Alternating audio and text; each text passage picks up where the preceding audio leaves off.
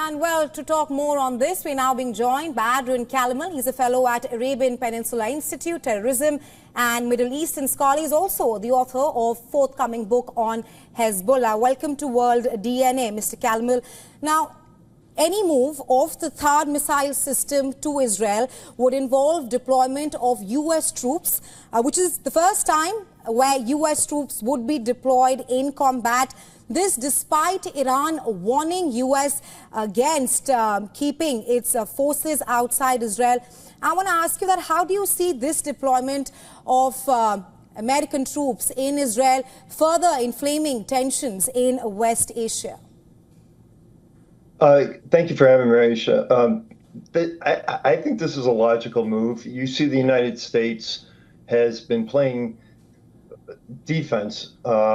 We do have several warships parked in the Red Sea that have been intercepting missiles, drones that have been coming from the Houthis in this conflict, which are ordered by the Islamic Republic. And we've seen the Islamic Republic now. And I think we have to remember that before October 7th, the neighboring nations that have proxies in them run by the Islamic Republic, they had not launched a ballistic missile at Israel.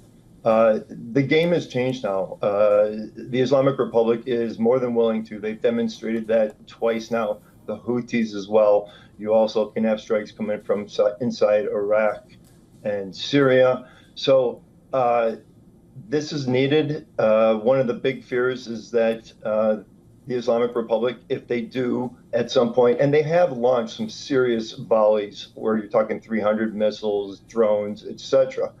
But if they were to try it, one of the greatest fears is that they would try and overwhelm all the defenses. David Sling, the Arrow System 1 and 2, as well as the Iron Dome. So the THAAD serves as an adjunct or a complement to the defensive systems that are in place right now. And that being said, we know that U.S. has also gone for diplomatic solutions as well. But now after this step, do you see that America is now going forward to involve itself in a war with Iran as well? Well, that's a great question, Joseph. And that's one that I'm actually asking myself. Is the U.S. finally resigning itself to the inevitable, that Israel has to act here, they are going to act, and Israel needs to be protected as well? That Biden has said in the past that the Islamic Republic should not and cannot be allowed to develop nuclear weapons. And the use of military force is not off the table. He's kind of backpedaled on that. So are they resigning themselves to saying, well, let's let the Israelis do it? We don't have the political will to do something like this. So what we'll do is we'll provide them the defense after the fact.